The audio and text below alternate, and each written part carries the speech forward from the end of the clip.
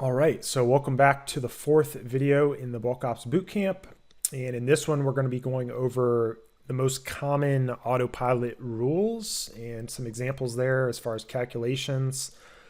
We'll go over the boosted columns and boosted thresholds. So we've got a lot of kind of behind the scenes advanced things that you can do here within autopilot. Introducing you to those, so as well as the campaign level thresholds, and then finally our newest placement algorithms. All right, so you're probably coming from the previous video on overrides and portfolio level overrides specifically.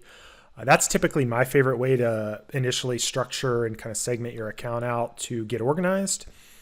But then depending on the level of your account, if you're generating a significant number of sales and you've got kind of all your main infrastructure in place, layering in some of these advanced rules and placement algorithms, just more advanced things can help definitely scale certain areas of your PPC. So before we get into those, let's go over some of the most common rule types just to kind of get you a bit more in the weeds on the calculation steps and what's going on here so you can more efficiently build out your own custom plan.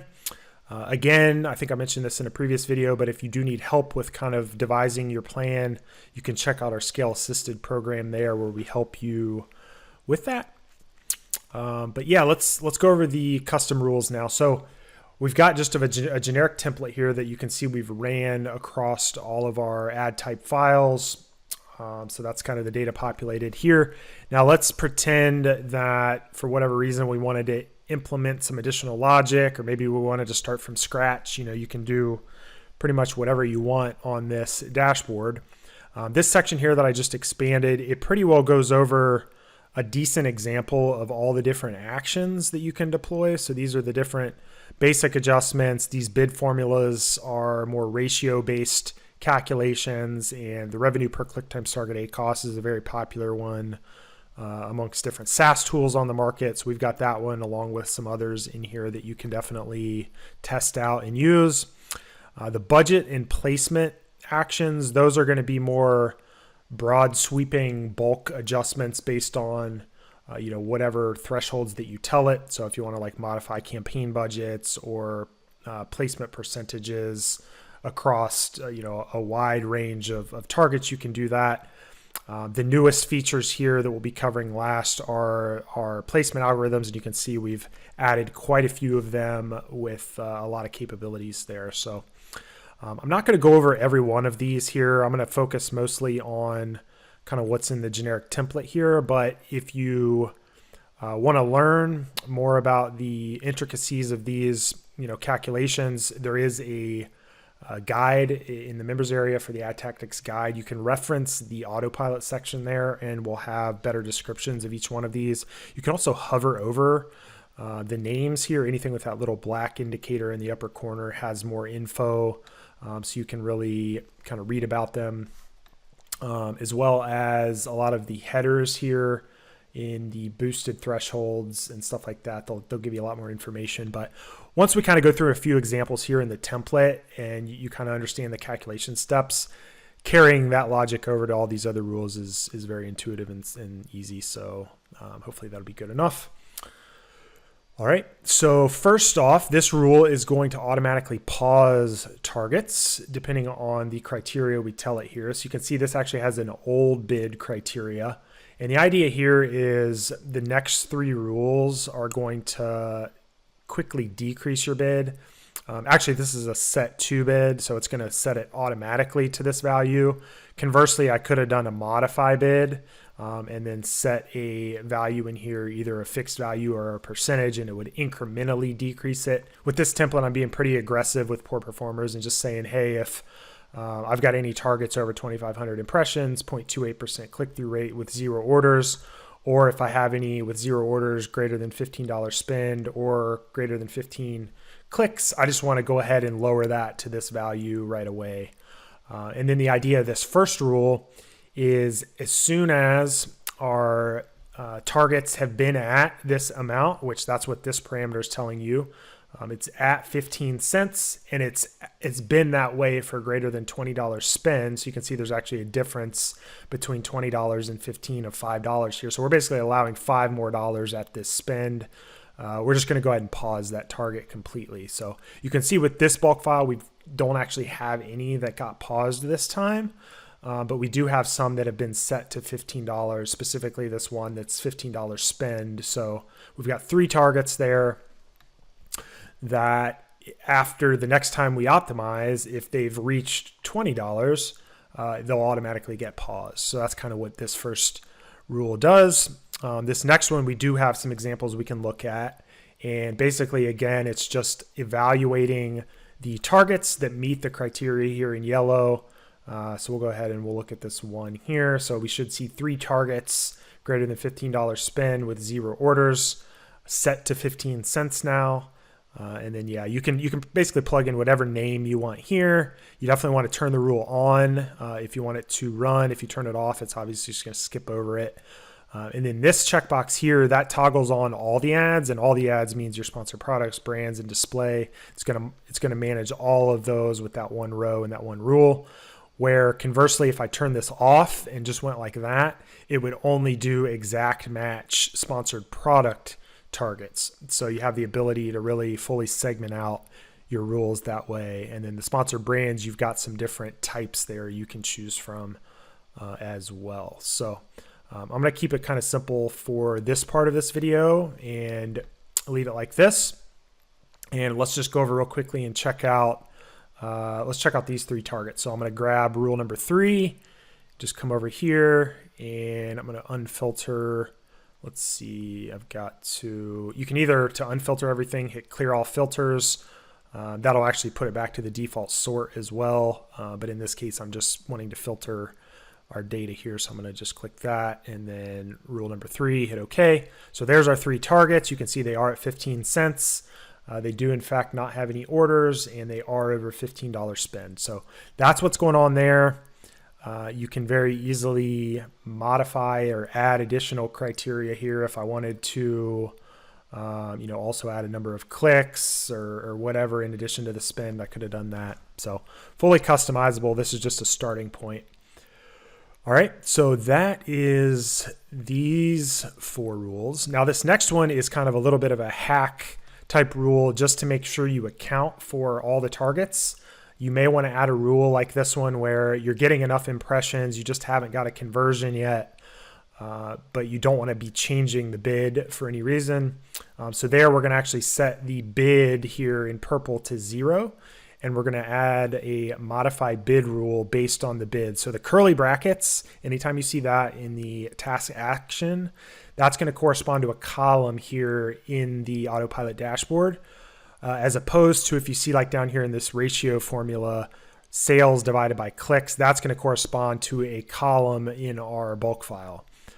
So that'll be related to the PPC performance metrics of revenue or sales and clicks. And then you've got target A costs, which needs populated here. So that's how you can kind of see which parameters need to be filled in. Again, you can also reference this section here, which gives an example of the needed parameters for each rule type.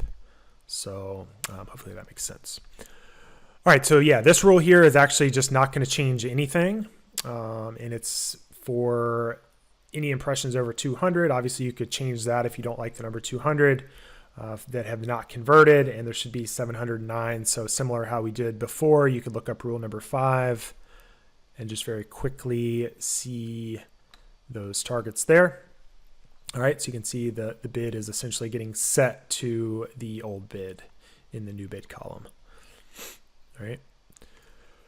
All right, so another type of rule is if you want to incrementally increase the bid based on the either level of impressions or clicks or whatever. In this case, we're doing impressions. So anything that has not gotten visibility of less than 200 impressions, we're going to incrementally adjust that up by 2 cents.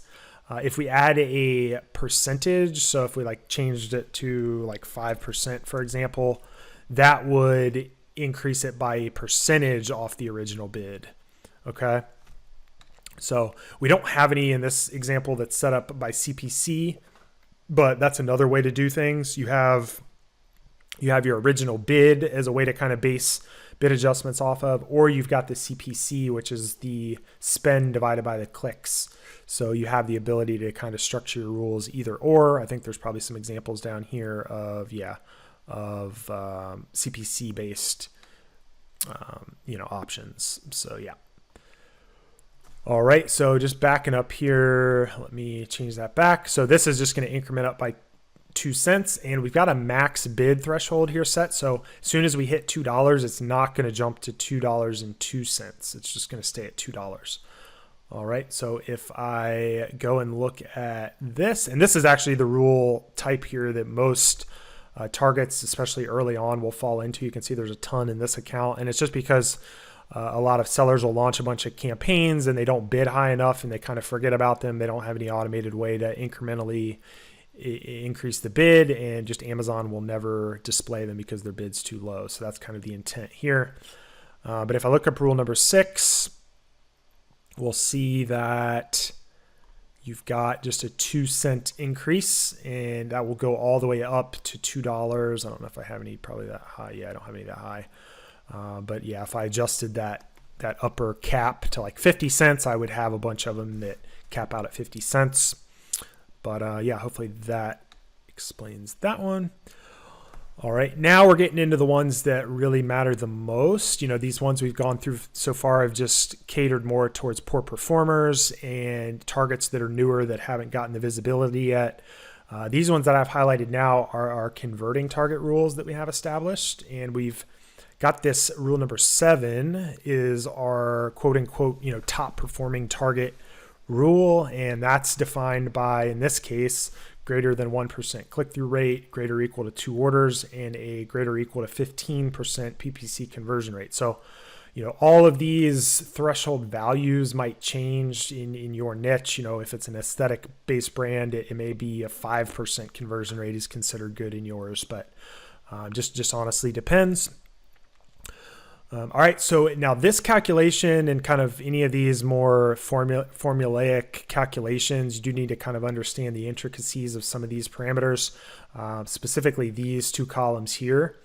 So we'll go over one example here. Let's look up these 55 targets. So I'm going to look up rule number 7, and we'll see what we've got there. All right, so here's our initial bid, here's the new bid, and these are all governed by that ratio-based formula, which is sales divided by clicks times the target ACoS that we establish right here. So 0.5 is 50%. All right, and what we can do is just run through a calculation on our calculator where this 5% and 10% max delta, this is actually going to come into play. So I'd recommend if you're going to use these parameters, you definitely read this. But what it's basically a throttle of every time you're optimizing your bids through autopilot, it's only going to let you increase by that increment off the original bid. So it's 5% decrease in this case off the original bid, or a 10% increase off the original bid. Okay, so let's do a quick example. I've got you can't see it, but I've got my iPhone here. All right, so let's just pick one here and do a quick example calculation. So revenue of 87.48 divided by clicks of 20 times 0.5. So if we did not have that increased throttle of 10%, our bid here that it shows 0.39 would be 2.18. So I'm just doing that on my calculator. Now, the reason it says 0.39 is because 0.35 times, in this case, 1.1, because we're basically allowing it to only increase by 10% off the original bid. So as if I do 0.35 times 1.1, I get 0.385, which rounds up to 0.39. Now, let me remove that really quick and I'll rerun it. So I'm just going to remove that and I'm going to rerun it. All right, so I just reran it and you can see now it's at 219. So that throttle is pretty important, especially when you're first getting acclimated to ad tactics to prevent a lot of bid swings. That's why we add it. You want to gradually, increase your bids, gradually decrease your bids, so you're not really shocking the algorithm per se. So yeah, that's what that parameter does. And all these other rules are just variations off of that. So you can see in this one, it just doesn't have the click-through rate threshold. And then in this one, it steps it down from 2 orders or more to just any order with a conversion rate between 5 and 15. And then this one is just any order regardless of the conversion rate. So you can kind of see in this template how it kind of steps its way down in the target performance parameter of ACoS. So the other thing I wanted to mention, you can do operators like this. So this is basically a range of conversion rates between 5 and 15. So that's how you do that. There's also probably a few examples down here of different operators, so you can check that out. All right, so the other thing that we haven't covered yet in any of the other training videos is the new alerts column here. So you want to keep an eye out for anything that shows up in red in these alert fields, as well as in these fields here.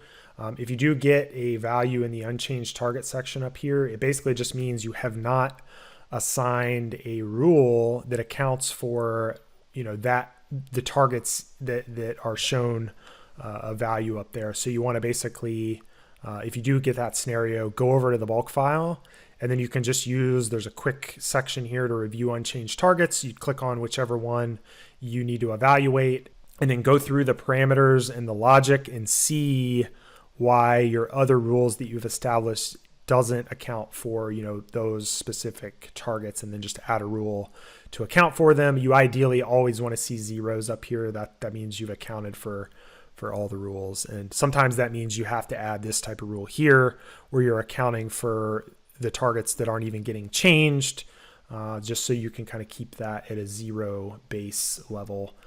And then ones like this, you'll look at the rule number and go over to the rule column, and down at the bottom you'll see an exclamation point next to the rule number. That means there's something that's a little bit off, and the rule is going to just default to the original bid in these cases, but you want to look into it. It's either an Amazon glitch or something that can be corrected pretty easily. In this case, it's a revenue per click times target ACoS ratio rule that meets the threshold. So you see we have orders, so it's a converting target rule, and it's got sales, but for whatever reason the clicks aren't attributed. So every once in a while this shows up in bulk files, but it's kind of rare, but it does happen on occasion.